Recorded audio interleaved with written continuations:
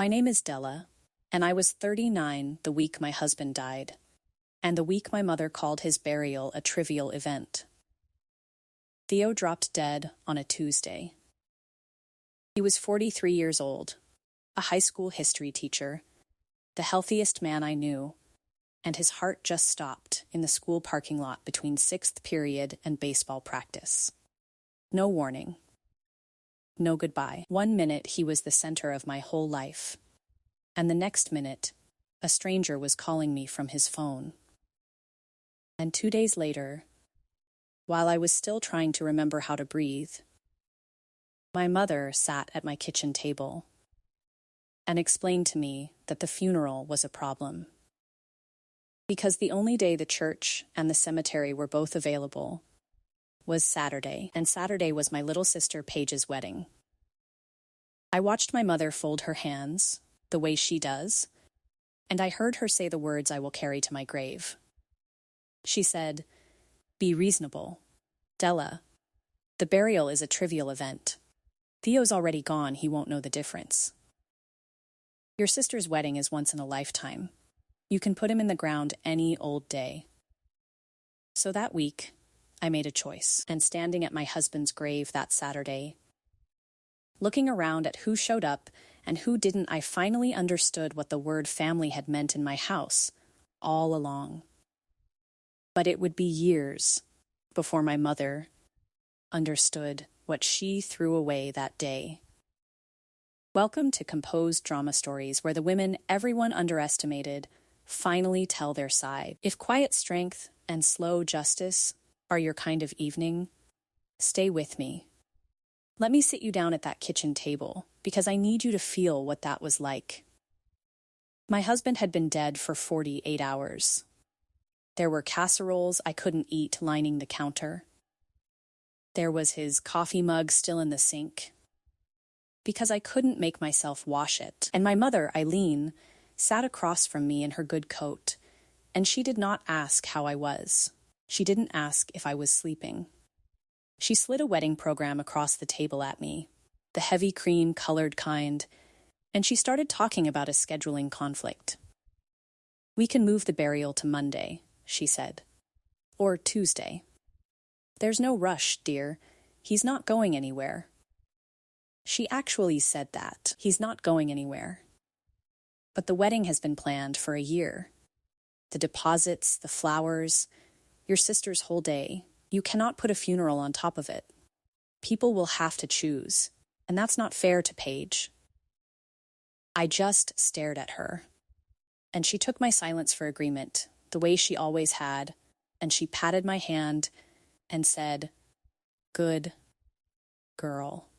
I knew you'd see sense. Grief makes people dramatic, and we don't need drama this weekend.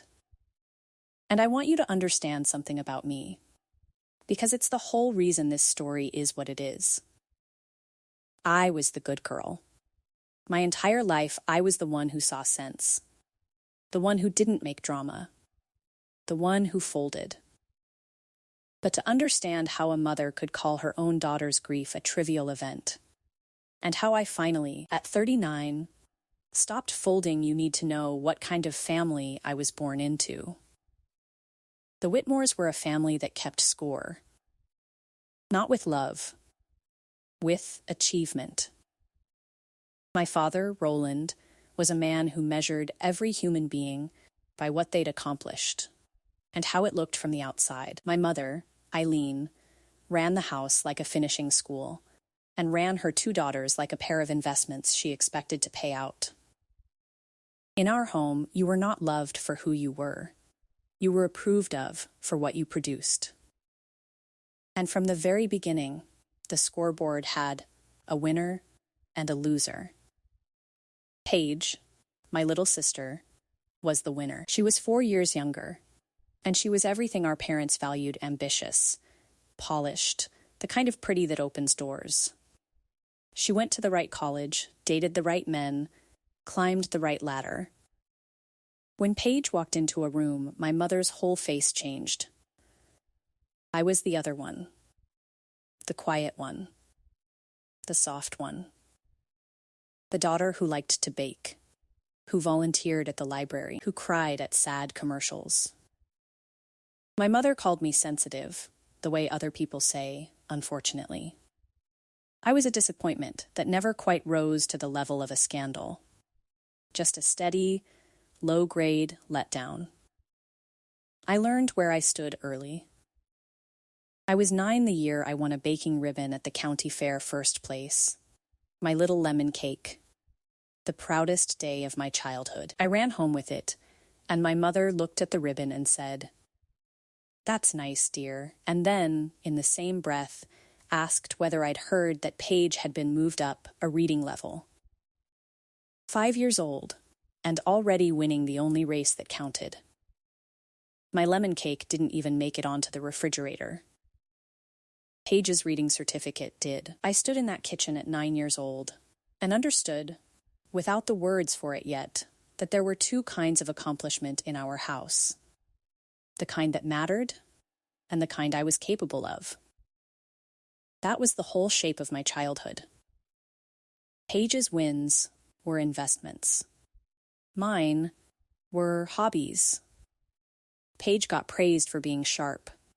I got tolerated for being sweet. And the terrible thing about being raised that way is that you don't grow up angry. You grow up grateful for scraps. You grow up believing the scoreboard is real, and you're just losing it fairly. It took me until I was 39, standing in a graveyard, to understand that the game had been rigged from the day I was born, and that the prize for winning it wasn't even worth having. And then I made it so much worse. I fell in love with Theo.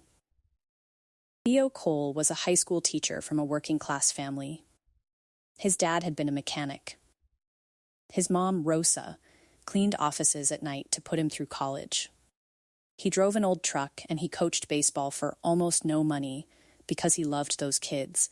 And he was, without question, the kindest, warmest, most alive human being I have ever known. My parents were horrified. They spent our whole engagement quietly working against it. My mother kept reminding me of the doctors and the lawyers I could have had, the daughters of her friends who'd married well.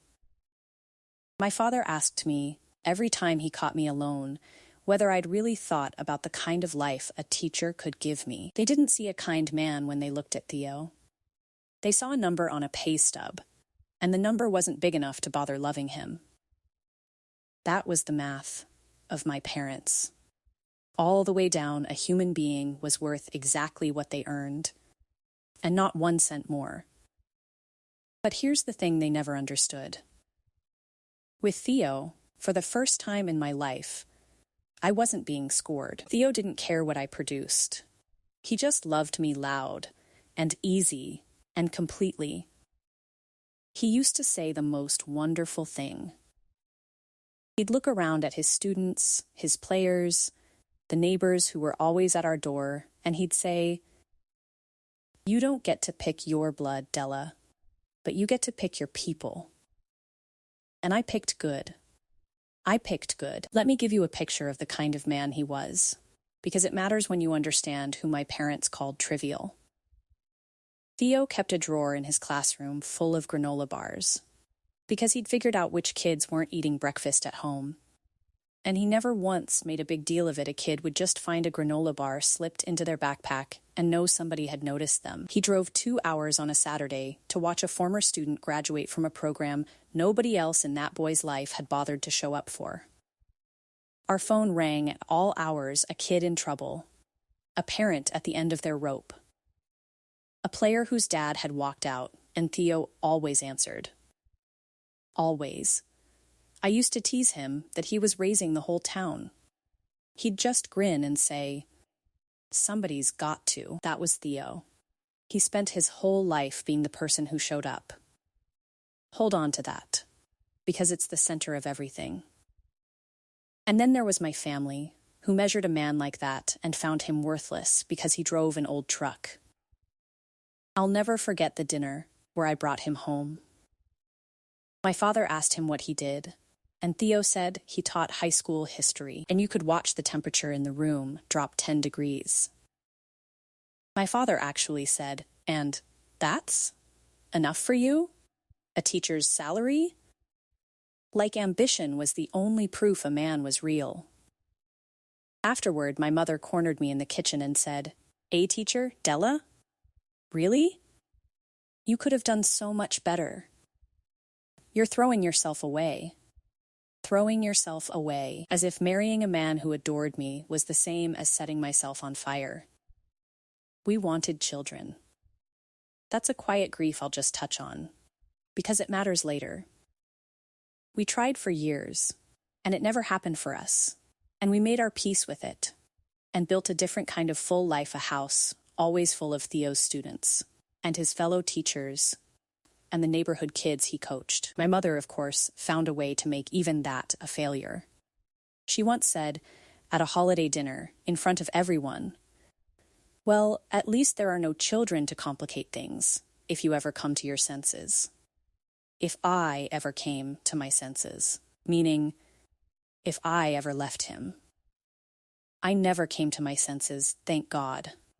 I had 14 years with the best man I ever knew, and I would trade nothing. And then, on an ordinary Tuesday, his heart stopped in a parking lot, and the best man I ever knew was gone, and I was 39 years old and a widow, and my mother sat at my kitchen table and told me his burial was a trivial event.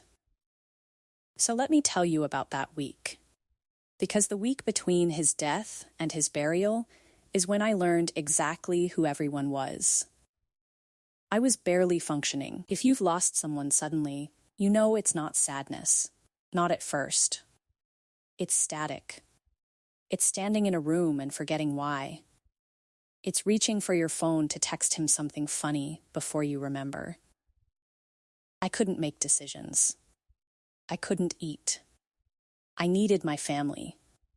I needed somebody to wrap their arms around me and handle things, and let me fall apart. That first night, I slept on his side of the bed because it still smelled like him, and I woke up at 4 a.m. having forgotten, for one merciful second, that he was gone, and then remembering, which is a special kind of cruelty your own mind does to you. I kept finding things. A grocery list in his handwriting. His reading glasses folded on the nightstand. A voicemail I couldn't bring myself to delete, and couldn't bring myself to play. I was drowning. And in that state, a person doesn't need much. They just need someone to throw them a rope. And here is what my family did instead. My father called me not to grieve with me, but to manage me. He said, in his board meeting voice, "Della, your mother tells me you're being difficult about the date. I need you to understand the position you're putting your sister in. The position I was putting my sister in. My husband was lying in a refrigerated drawer at a funeral home, and my father was worried about my sister's seating chart. Paige called me too. My own sister. And she didn't say I'm so sorry, or I love you, or what do you need? She cried about herself. She said, "Della, how could this happen this weekend, of all weekends? It's like the universe is trying to ruin my wedding. Can't you just do the funeral next week? It's not like Theo cares now. It's not like Theo cares now." The cruelty in this family was a family heirloom. They'd all inherited it. And the relatives followed the script my mother handed them. An aunt called and, instead of condolences, said, "Now, Della, you're not really going to make everyone choose, are you? That's not fair to your sister." My mother had gotten to her first. My mother always got there first.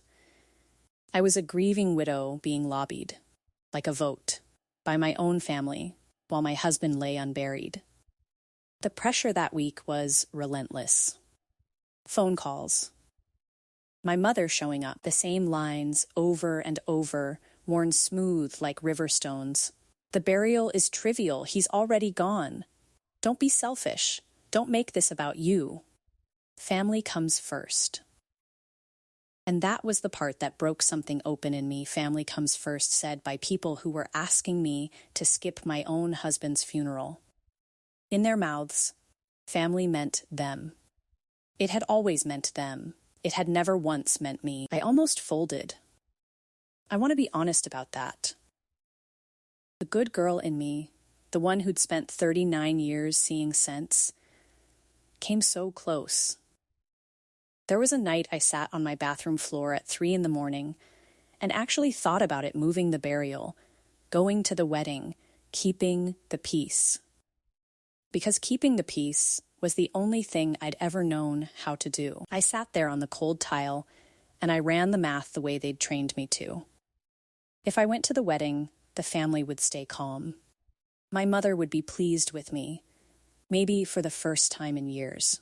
There'd be no scene, no fallout, no being the difficult one. And the cost? Only that I'd spend the rest of my life knowing I'd let strangers schedule my husband's burial around a party. Only that. The good girl actually weighed it. That's how deep the training goes, that a grieving woman can sit on a bathroom floor and seriously consider trading her husband's funeral for her family's approval, because she's been taught her whole life that their comfort matters more than her soul. And then I heard Theo's voice in my head. You get to pick your people. And I thought about who my people actually were. And it wasn't the ones on the phone telling me my husband was trivial. So I said no. For maybe the first time in my entire life, I said no. And I meant it. And I didn't apologize for it.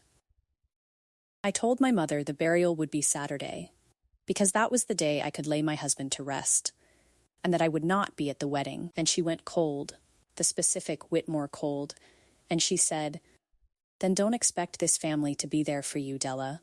You're choosing him over us." And I remember thinking, with a strange, sad calm, I already chose him 14 years ago. And I'd choose him again every single time. Saturday came. And Saturday is the day I want to tell you about most, because Saturday is the day my real life began, even in the middle of the worst grief I've ever known. It was a gray Oregon morning, drizzling, the way it does in the valley in spring. I drove to the cemetery alone. My parents were at a country club 2 towns over, watching Paige get married. My sister was in a white dress, and I was in a black one, walking up a wet hill to bury my husband, and I genuinely expected to be nearly alone, because the people who were supposed to come stand beside me had chosen a wedding. And then I came over the rise, and I stopped, and I could not breathe, because the hillside was full of people. There were hundreds of them, hundreds. Theo's students, current ones, and ones from 10 years back who'd driven in from college, from other states. His whole baseball team in their jerseys, every boy, standing in a line in the rain, teachers from the school. The custodian, Missu, Belle, who Theo ate lunch with every day. Our neighbors. The man who ran the hardware store. The barista who knew his order. People I half recognized, and people I'd never met, who came up to me one after another and told me how my husband had changed their lives. I learned things about him at that graveside I'd never known, because Theo never bragged about a single one of them. A woman told me Theo had quietly paid her son's club baseball fees for 3 years when she couldn't. A grown man, a police officer now, told me Mr. Cole was the reason he hadn't dropped out at 15. A girl who couldn't have been more than 14 had made a sign, a little hand-lettered thing that just said, "Thank you, MR." Cole, and she held it the whole time, in the rain until the cardboard went soft. There was a line of people waiting to tell me they loved him. A line. In a downpour. Nobody left early. Nobody checked their watch. A boy of about 16, soaked through, took my hand and said, "Mr. Cole told me I was smart, when nobody else did. I'm here because of him. I'll always be here." And he meant the second part. I knew he meant it. And there at the front, holding me up, literally holding my elbow so my knees wouldn't give out, was Rosa, Theo's mother, the office cleaner who'd put her son through school. She'd lost her only child, the center of her own world, and instead of falling apart, she stood next to me in the rain, and she whispered, "We're going to get through this together, mija. You're my daughter now. You always were." And then she said something I've never forgotten. She looked out at that enormous, soaking, grieving crowd, and she said, "Look at all of them, Della. Look what my boy built. This is what a life is worth. Not money. This, you're my daughter, now. This is what a life is worth." I stood at the top of that hill, at my husband's grave, surrounded by hundreds of people who had dropped everything to be there, and I thought about the 4 people who were at a wedding instead, who had called this a trivial event. And something in me that had been bending for 39 years didn't snap. It just quietly, finally, stood up, straight, because I understood, all at once and all the way down, what I'd gotten wrong my whole life. I thought family was the people whose blood you shared. And I'd just learned, standing in the rain, that family is the people who show up. That's the whole definition. The only one that matters. Family is who comes up the hill in the rain. My parents and my sister were not my family. They never had been. They were just people I was related to who had been telling me I was lucky to be allowed near them. The people on that hillside, Rosa, the boys in their jerseys, the neighbors, the strangers Theo had quietly saved, those were my family. And that was the day I stopped calling the Whitmores family. Not in anger, not even out loud, not yet. I just stopped. The way you stop believing in something you've finally seen clearly. I lowered my husband into the ground with my real family around me, and I let the other word go. And I want to tell you, letting it go didn't feel like rage. It felt like setting down something heavy I'd been carrying so long, I'd forgotten it was a choice to keep holding it. For 39 years, I'd hauled around this enormous obligation, be a good daughter, earn their approval, keep the peace, fold, and I'd called that weight family. And I'd thought everybody carried one just like it. Standing in the rain, surrounded by people who carried nothing for me but love, I finally understood that the weight wasn't family at all. It was just a debt somebody had handed me at birth and spent my whole life collecting on. And I was allowed to put it down. Nobody had ever told me that. So I'm telling you, you're allowed to put it down. I drove home that evening to a house full of Theo's people, who'd brought enough food to last a month, and who stayed late, doing my dishes and telling stories about him, until I finally laughed for the first time in a week. And somewhere 2 towns over, at a country club, my mother was dancing at a wedding. And for the first time in my life, I knew exactly which room I belonged in. It was the one full of muddy shoes and casseroles and people who'd stood on a hill in the rain. It always had been. I just never let myself believe I was allowed to choose it. Now here's what I want you to understand about what came next. Because this isn't a story where I plotted some grand revenge. I didn't. I'm not built that way. I've never kept score in my life. Never held a grudge. Never planned a single comeback. I'm the woman who forgives the friend who forgot her birthday. Who can't stay mad at a barking dog. Who has lost every argument she's ever been in because halfway through she starts seeing the other person's side. The good girl doesn't become a villain. I didn't have it in me, and I didn't want it. So I didn't scheme. I didn't build a case. I didn't keep a list of everything they'd done. I couldn't have told you half of it in order if you'd asked. I just stopped showing up for people who'd never shown up for me. That's the whole strategy. There wasn't a strategy. And it turned out that was enough. Because here is the thing nobody tells you about people like my parents. They are not actually strong. They only look strong because so many soft people are holding them up. They run on other people's guilt, other people's duty, other people's terror of being the one who finally says no. The moment you stop supplying it, they have nothing. Some people, when you stop holding them up, fall down all on their own. I didn't have to push. I just had to let go, and it would take years to see how far they fell. But fall they did. Let me tell you about the years after. In the beginning, I grieved, and Rosa grieved with me, and the community I'd married into held me the way blood never had. Rosa and I had dinner every Sunday. Theo's best friend, Danny, who coached with him, fixed things around my house and checked on me through every dark winter. The boys from the team mowed my lawn without being asked. When I had a bad day, somebody always seemed to know.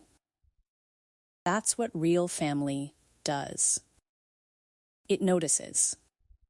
And I want to tell you what that actually looked like, because it's the opposite of everything I'd been raised to call family. The first Christmas, I couldn't face it our first Christmas without Theo, and I planned to just turn off the lights and sleep through it.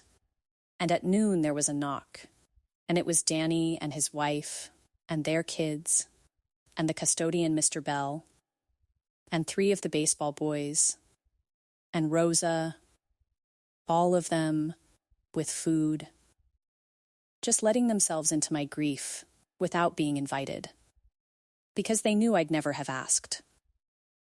They filled my house with noise. One of the boys hung Theo's old Santa hat on the mantel, and we all cried, and then we laughed. And it was the saddest, warmest Christmas of my life. Nobody who showed up that day was related to me by a single drop of blood.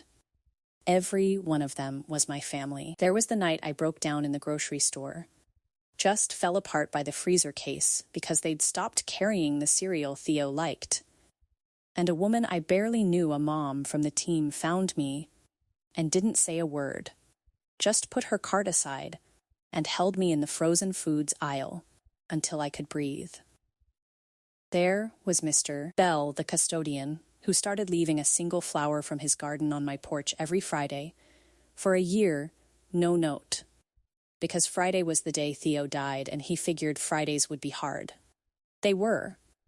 The flower helped. That's family. It pays attention to which days are going to hurt. Meanwhile, my phone stayed silent. Not one of the Whitmores ever leaned on my doorbell with a casserole. Not one of them ever knew which day of the week was hard. And my parents? They did exactly what my mother had promised. They were not there for me. After the funeral I didn't attend their wedding for, they froze me out completely. No calls, no casseroles, nothing. The first holidays came and went without a word.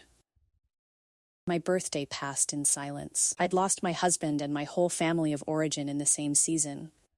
And the only thing more painful than their cruelty was their absence, the sheer, echoing nothing of it. There's a particular loneliness in grieving without your mother, even a mother like mine. Some animal part of you keeps waiting for her to come, and she doesn't. And you have to grieve that too, on top of everything else. And worse, and I only learned this slowly, they told a story. Their version. To the relatives, to their friends at the club, to anyone who'd listen. The story was that poor, dramatic, sensitive Della had abandoned her own sister on her wedding day and made her husband's death all about herself. They cast themselves as the wounded party. My mother is very good at being the wounded party. In her telling, she was the heartbroken mother whose ungrateful daughter had chosen a funeral over family, and she never once mentioned the part where she'd called that funeral trivial. Because of course she didn't. People who rewrite the story always leave out the line that damns them. For a while, that story worked. People believed it. I lost relatives I'd known my whole life, aunts and cousins who suddenly looked at me sideways. Because my mother controlled the narrative, and I wasn't the kind of person who fights for the narrative. I didn't call around defending myself. I didn't make my case.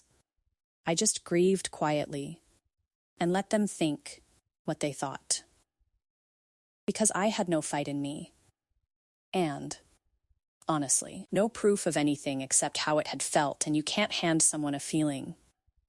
But here is the thing about the truth. You don't have to fight for it. You just have to outlive the lie. Because the truth has a way of leaking, slowly, around the edges of even the best told story. People talk. And in a small town, people had been at that funeral. Hundreds of them, hundreds of people had stood on that hillside and watched a young widow bury her husband nearly alone of her own blood, and then heard, later, that her parents and her sister had been at a country club wedding that very afternoon. You can spin a story for the people who weren't there. You cannot spin it for the people who were. And the people who were there started to talk. Not cruelly, just honestly. Did you know her family didn't even come? They were at the sister's wedding. Can you imagine? The truth spread the way water finds the low places. Quietly, inevitably, and one by one, the people who'd believed my mother's version started to do the math. The aunt who'd gone cold on me called, years later crying, and said, "Della, I didn't know. I didn't know they weren't even there. I'm so ashamed. I forgave her. I forgive easily. It's my nature, and I've stopped apologizing for it." It happened at a family funeral, of all places.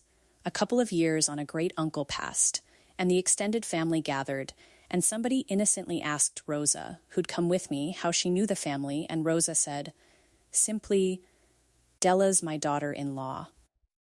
I buried my son 2 years ago. She's all I have left, and she's the best of the bunch." And you could see it ripple through the room, the cousins doing the arithmetic, realizing that this warm old woman had been at the funeral their Aunt Eileen had skipped. My mother was in that room. She tried to change the subject, the way she always did. But you can't change the subject when the truth is standing right there in a cardigan, calling you out just by existing. That was the day the family started looking at my mother differently. Not because I said anything. I never said anything.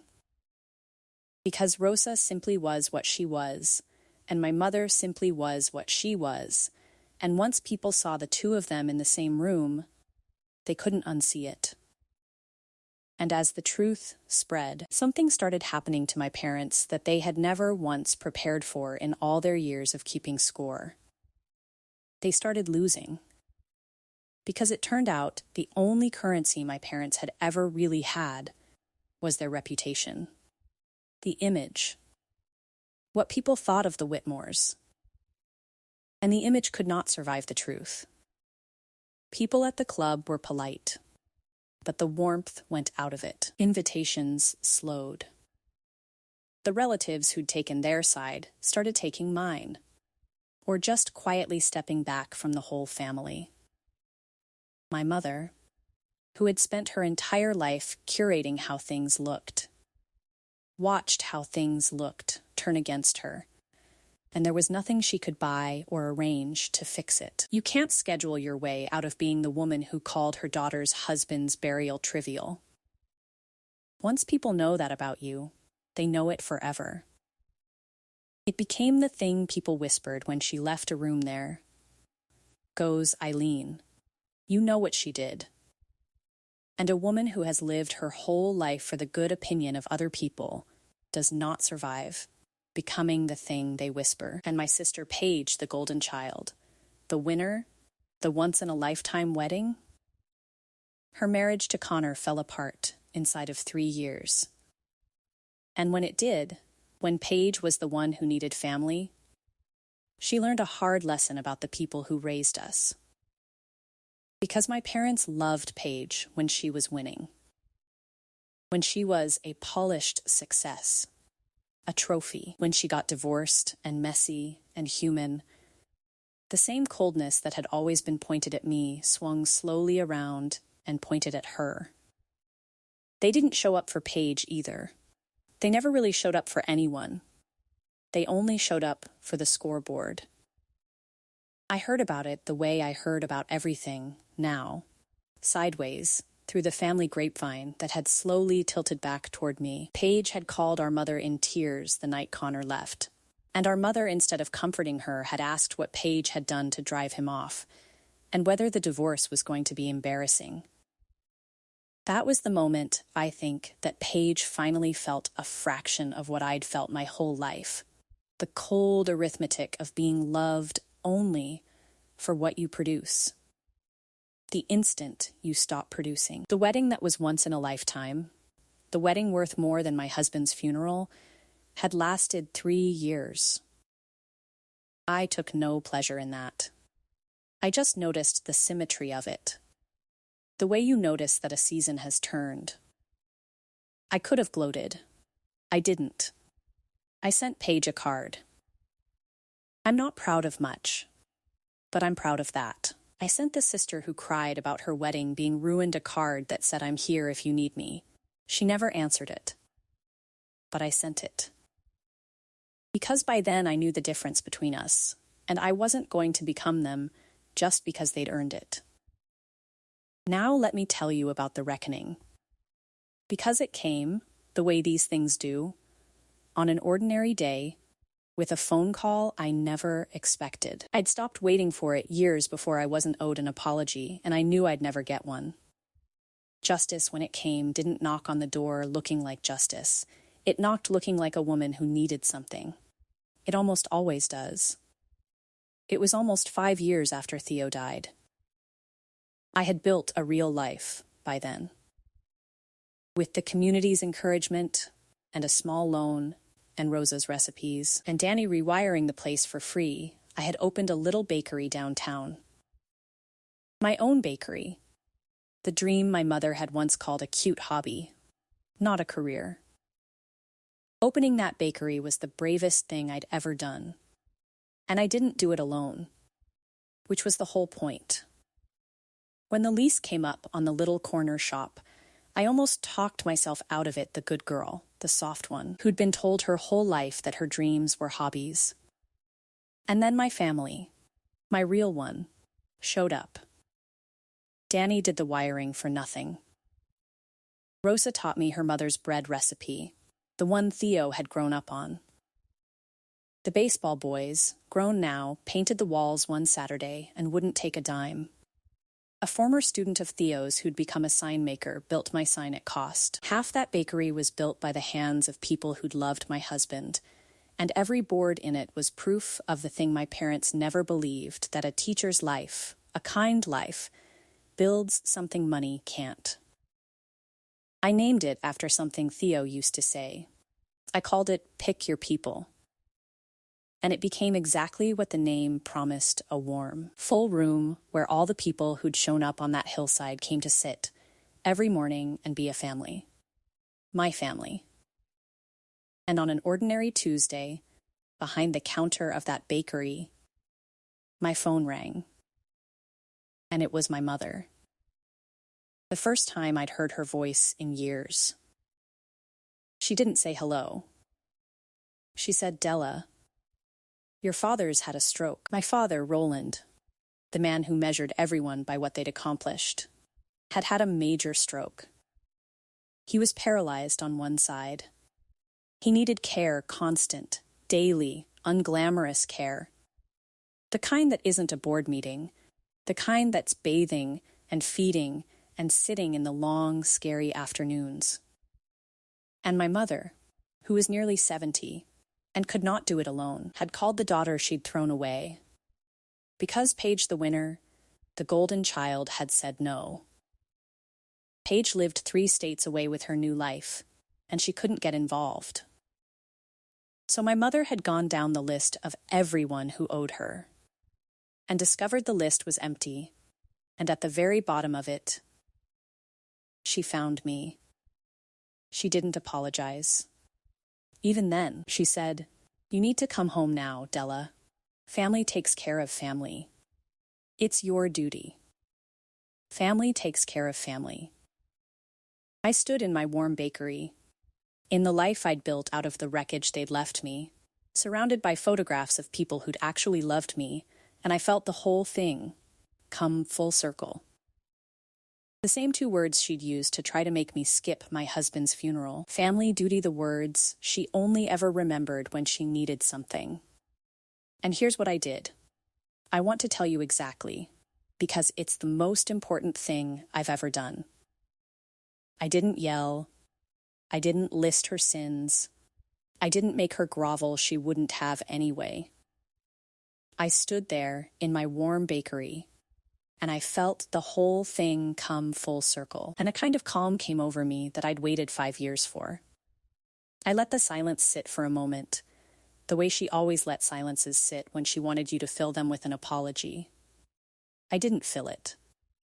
And then I just said, very quietly, the truest thing I had, Mom.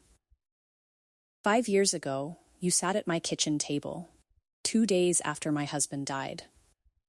And you told me his burial was a trivial event. You told me family comes first, and then you went to a wedding instead of standing beside me at his grave. You taught me, that week, exactly what family meant to you. It meant whoever was useful. So no, I won't be coming home to be useful. You showed me who my family is. They're not in your house. They never were. There was a long silence on the line, a real one. This time not the manipulating kind. The kind where a person realizes the floor has shifted. And then my mother, and this is the part that still aches. Because she was still herself even then, my mother said, "After everything we did for you, you're going to abandon your own father." Trying it one more time. The guilt, the duty, the script that had worked on me for 39 years, and I waited for the old feeling, the clench in my chest, the reflex to fold, to apologize, to come running. I waited for it, and it just didn't come. Because I finally understood that I had not abandoned them.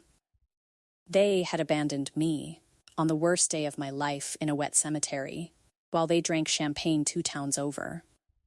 I was only, at long last, declining to pretend otherwise. You cannot abandon a post you were already fired from. I told her, gently, I didn't leave this family, Mom. You buried me the same day I buried Theo. You just didn't notice, because you were at a wedding. I told her I was sorry her husband was sick. I meant it, I'm not made of stone. I told her I'd help her find good professional care, that I'd make some calls, that I would do that much as one decent human being to another. And I did. I'm not cruel.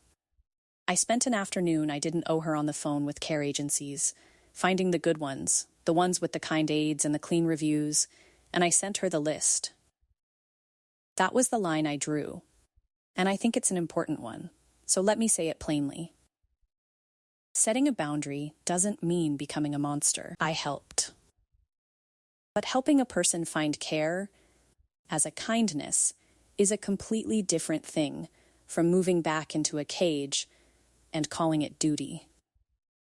I would not be the dutiful daughter she'd discarded and was now trying to resummon. I would not pick the good girl back up off that bathroom floor and hand her the life she'd nearly given away. That girl had died on a hillside in the rain, and I had no interest in resurrecting her. And then I hung up the phone, and I went back to frosting cinnamon rolls, and a table full of my real family laughed at something in the corner. And I was, against all odds, at peace. Here's how it ended. Because slow justice doesn't always come with a courtroom or a comeuppance. Sometimes it just comes with a quiet, accurate accounting of who you have left. My father lived another 2 years in a care facility with professionals I helped my mother find. I visited him a few times not as a duty, but because I chose to, because forgiveness is something I do for me, not for them. He never really apologized. The stroke had taken a lot, and what it left wasn't the apologizing kind. But once, near the end, he held my hand with his good hand, and he looked at me for a long time, and he said, slow and slurred, "You were always the kind one." And I think, in his broken way, that was the closest that man ever came to understanding what he'd thrown away. The kind one. He'd spent my whole life treating kindness like a defect, a thing to be coached out of me, a reason I'd never amount to anything. And at the end, lying in a bed he couldn't get out of, with one daughter 3 states away and one daughter he'd called difficult standing at his side, it was kindness he reached for. It was the kind one who came. I've thought about that 1,000 times. They spend your whole childhood teaching you that the soft thing in you is weakness, and then at the very end, it's the only thing that shows up to hold their hand. My mother grew old, mostly alone. Paige drifted further away every year. The cold she'd been raised in had gotten into her too, and she kept everyone at arm's length, the way she'd been taught. The relatives kept their distance. The club friends thinned out. And Eileen Whitmore, who had spent a lifetime making sure the family looked perfect from the outside, ended up exactly as alone as she had made everyone around her feel. That's not me being cruel. That's just what happens when you only ever show up for the scoreboard. Eventually the game ends, and you look around, and there's no one in the stands. She called me a few more times over the years, never to apologize, always to need something, or to test whether the door had reopened. It hadn't. I was always civil. I was never again hers to command. I think being treated with polite, permanent distance by the daughter she'd once owned completely was its own quiet sentence, and she served it for the rest of her life. And me? I'm 50 now. The bakery is still there. Pick your people, still full every morning. Rosa is older and slower, but she still comes for Sunday dinner. My mother, in every way that ever mattered, she taught me to make Theo's favorite bread. And now I teach the boys' children to make it. 3 generations of a family that isn't related to me at all. Danny's kids call me Aunt Della. The baseball boys are grown men now, with families of their own, and they still come back. And they still tell their children about the teacher who told them they were smart when nobody else did. Every spring, on the anniversary, a whole crowd of us walks up that same hill to Theo's grave, and it is never, ever just me. It is always a crowd. I have, by any measure that counts, an enormous family. I just had to lose the one I was born into to find it. So here's what I learned. Standing at the top of a hill in the rain, while 1,000 things I'd believed my whole life quietly rearranged themselves. I had spent 39 years believing that family was an obligation. That blood was a debt you owed no matter how badly the people who shared it treated you. That if your own mother called and said family comes first, you folded. Because that's what family meant, a claim on you that you could never refuse. It's a lie. And it's a lie that keeps a lot of good, soft, kind people trapped their whole lives, holding up people who would let them drop in a second.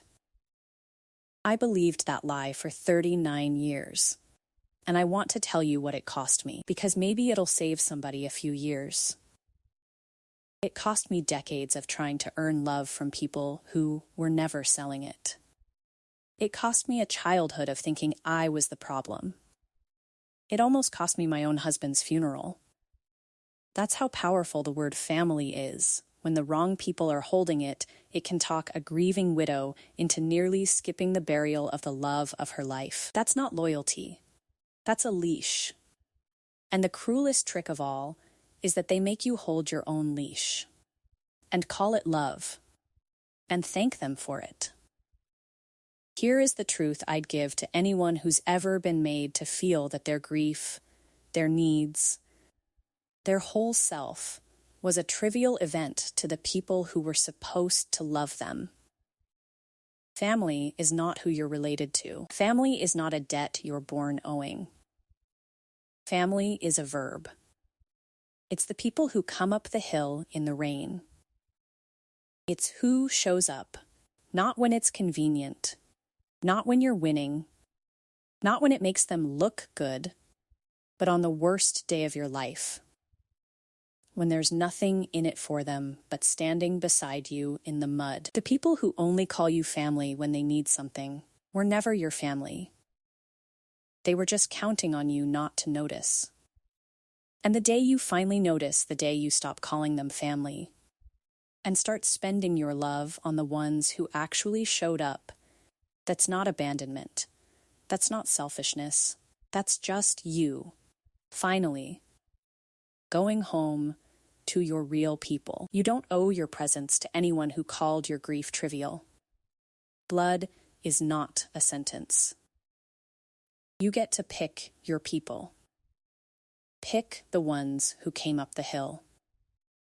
Thank you for sitting with me through all of it. If this reminded you of someone, a person who showed up for you when your own blood didn't, or a family that only remembered the word when they needed something, share it with someone who needs to hear it. And tell me in the comments, who came up the hill for you when the people who should have didn't? Tell me about your real family. I read every single one. Hit subscribe, and I'll see you in the next story.